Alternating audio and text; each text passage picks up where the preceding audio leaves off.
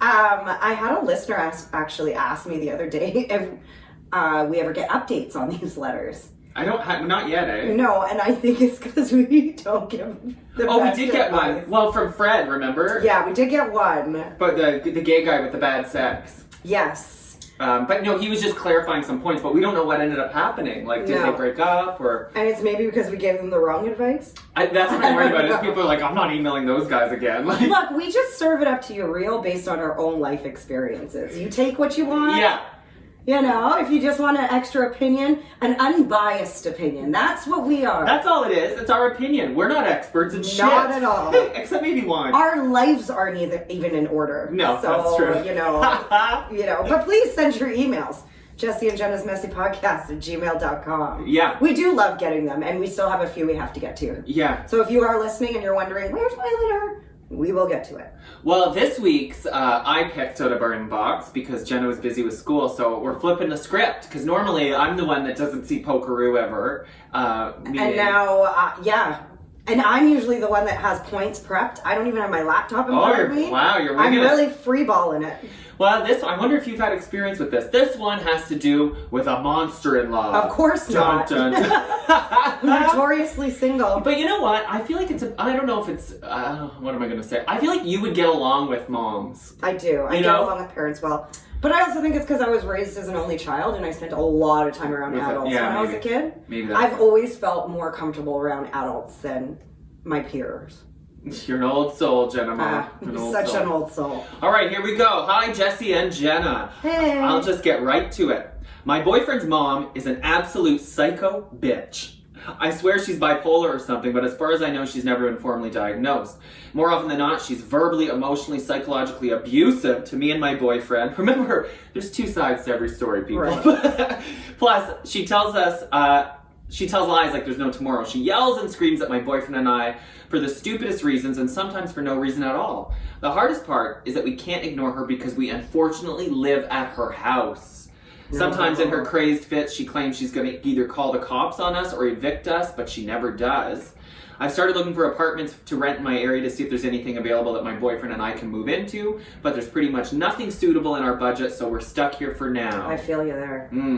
I feel like I could have a mental breakdown if my boyfriend's mom goes into one more psychotic rage. Like after the last psycho rage she came at me with earlier today, I spent several hours in bed bawling my eyes out because of her. She has absolutely no right to be the way she is with my boyfriend and I. I'm pretty much convinced that she hates my guts and that she thinks I'm too good for her son. I don't know what to do. Do either of you have experience dealing with crazy parents? No, well, my mom.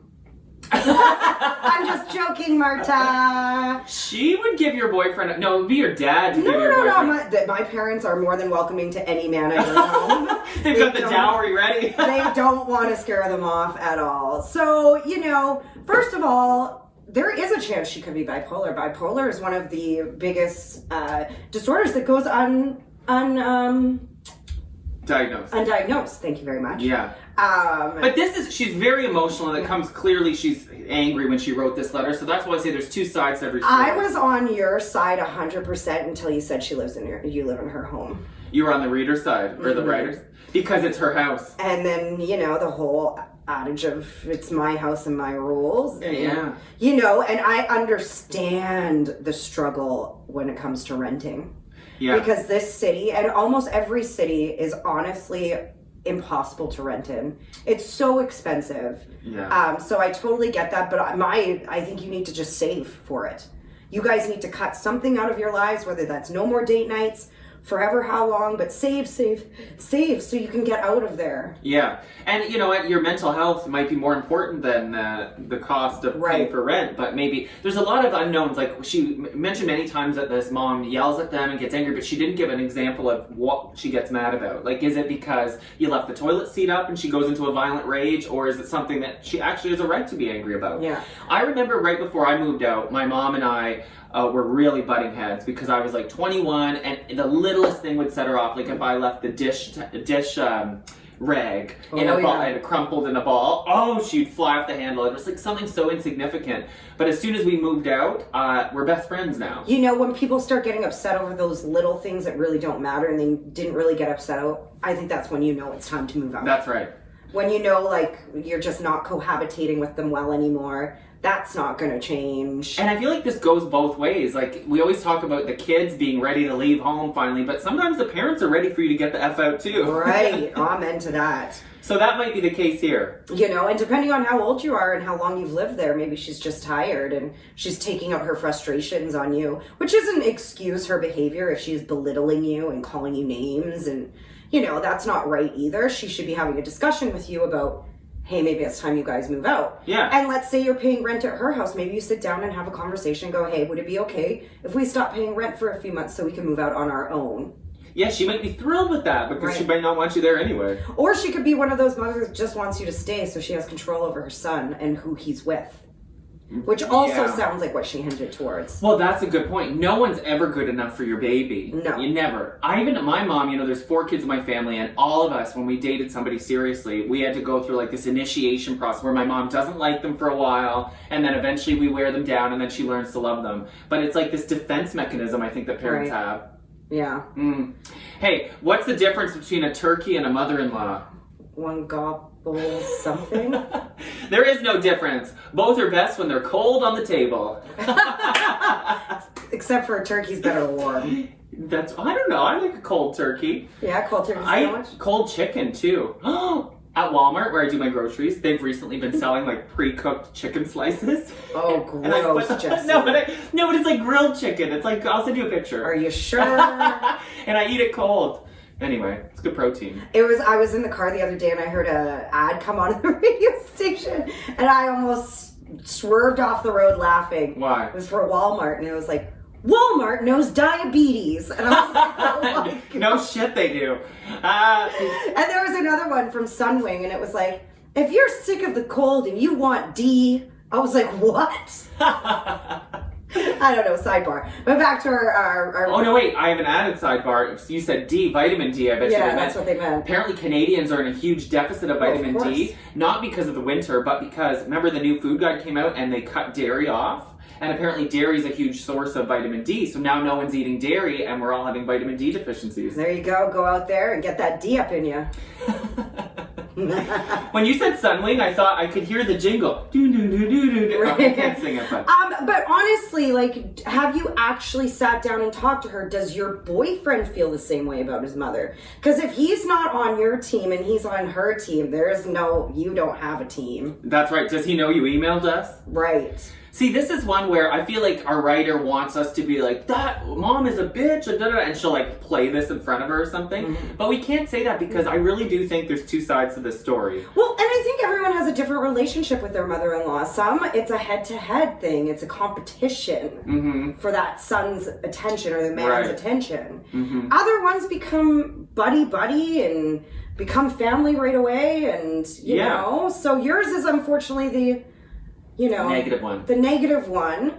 I think you really need to ask your boyfriend because I think you two need to be on the same page before you even address this with her. That's right. And your first accusation of her being bipolar, if that's true, then that's a very serious medical problem. Well, maybe she needs some help. Yeah.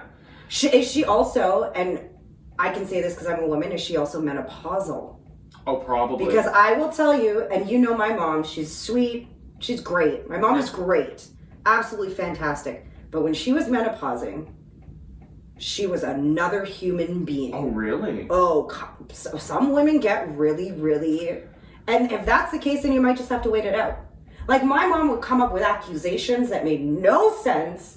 She would walk into a room when me and my dad were just sitting there watching sports and just be like, you do this and you're unappreciative and right, so that could also be a contributing factor. Well, because I'm thinking they're probably in their mid to young 20s, and so the mom probably is. You know what though, times are changing, and me and my parents had this conversation. You can be living at home in your 30s too now. Yeah, we know a couple with how expensive it is. Yeah, and it's become that. It used to be like when our parents were growing up, once you're 19, you're on your own. Yeah. But now it's like we still need to help you out when you're 34. Yeah. Right? If they can. If we can. So that's the other thing is sometimes necessity forces you to find a way. Like what I'm trying to say is if this mom didn't exist or she passed away suddenly, you'd have to find somewhere to live. So, you know, when she writes, oh, we can't find anything suitable in our budget. Like, maybe you have to lower your standards. Right. Maybe you need to move into a basement in an undesirable part of town. Right? Sometimes you have to go backwards to go forwards. Right. That's a nice way of looking at it. Yeah, and that may be it. And then,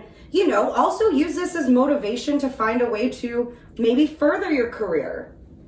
Make it an excuse to maybe start that side hustle you've always dreamed of starting. You know, use this as motivation to make more money to get out. It's not this woman's job to make you feel welcome, really. No, and again, it is her house. Now that we're adults and like have our own houses, I'm a firm believer in my house, my rules. You know, so I can't fault her for that. I wish we had some examples of things she's getting upset about, but... You might need to think of moving to a different part of town, depending on where you live. Although I have checked, and I like I said, I do understand and feel your pain. I have checked in areas that I would never... I even checked in Orleans. And I didn't find anything that I wanted to live in that I wouldn't be paying, that I'd be paying less for than I am downtown. Really? Yeah. Have you checked in my hood yet? Don't say where, but you might be able to find something. There was a few, but again, it's like basement suites, and I don't want to live in somebody else's home. I know, that's the thing. Well, I live in like a triplex, but anyway. But I think the best situation you could do out of this, and I don't think you can say anything. You can't change her because she has the upper hand on you. She is putting a roof over your head. I think the best thing to do is to channel this and use it to be and to, you know, maybe accomplish some financial goals that you've been wanting to. Yeah, that's a good idea. You know, like if I really wanted to get out, I wouldn't complain about where I am. If anything, I'd complain about I need to get out and I need to do it myself.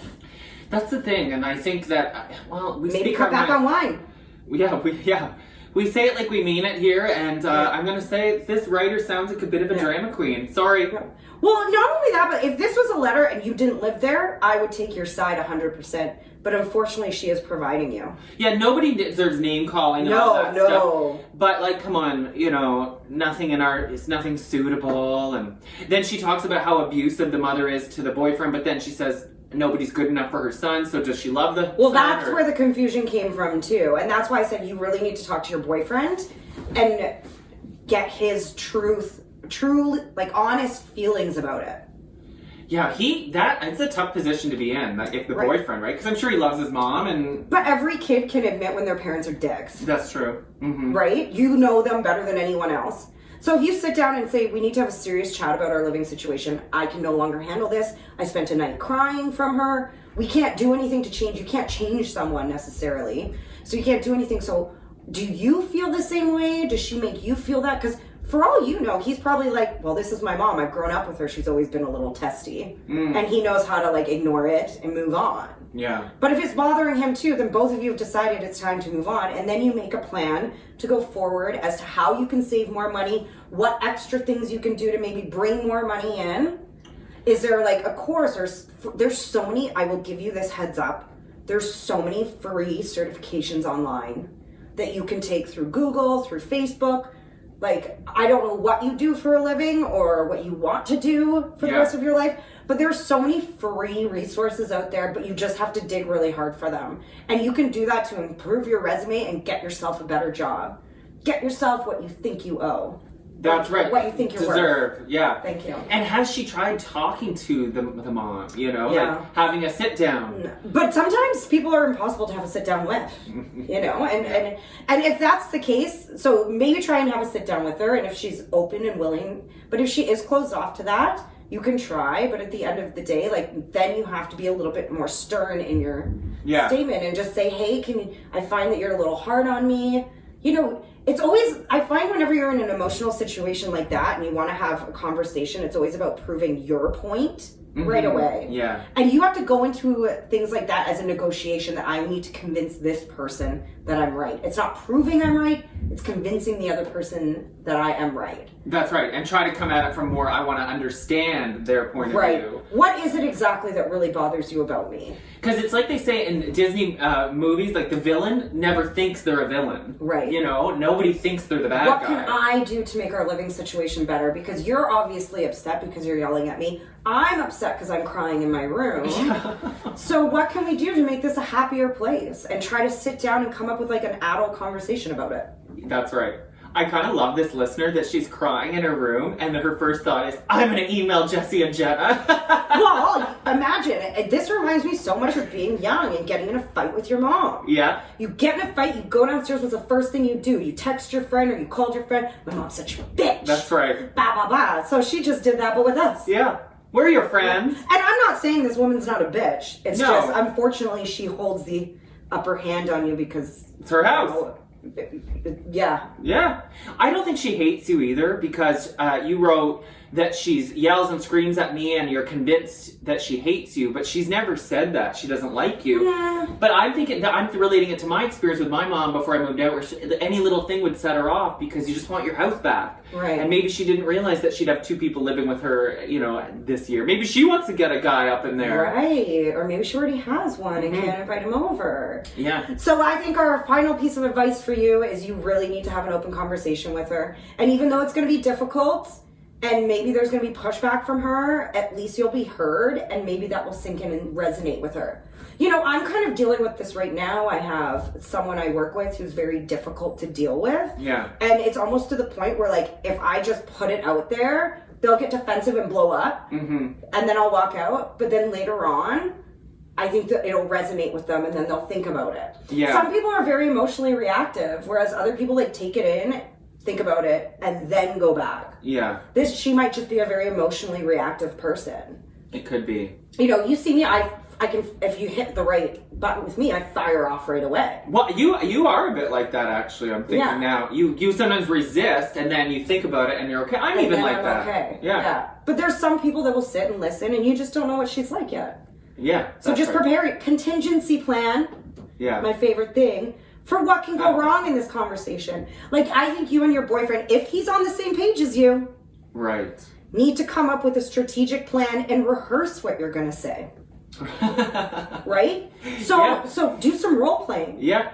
Tell your boyfriend, that's it, do some role playing.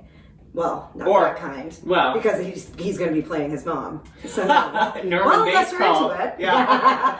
But sit down with your boyfriend, have him play the mom, and be like, I want you to react the way your mom would when we say these things to you. And then you know, like, what to expect and the responses you can have. And then that way, when you do get emotional during the real conversation, you already know what you're going to say. Like, your body has a muscle memory that will kind of spit it out instead of reacting with emotion. Because it sounds like both of you are very emotional people, and that's just not good for a conversation. Right. Or at least if you're not going to fully rehearse, like Jenna said, go in with points. Because if you go into these emotional talks without your thoughts lined out properly, it's going to be a clusterfuck. Right. Yeah. Yeah. Hey, did you know that if you rearrange the letters in mother-in-law, it spells woman Hitler? It really does! No, it's an anagram. Yes, it does. Look. Mother-in-law, woman Hitler. I did it this morning because I was like, oh my god, this can't be true. Mother-in-law, there's no N. What? Oh, there is. N. Oh.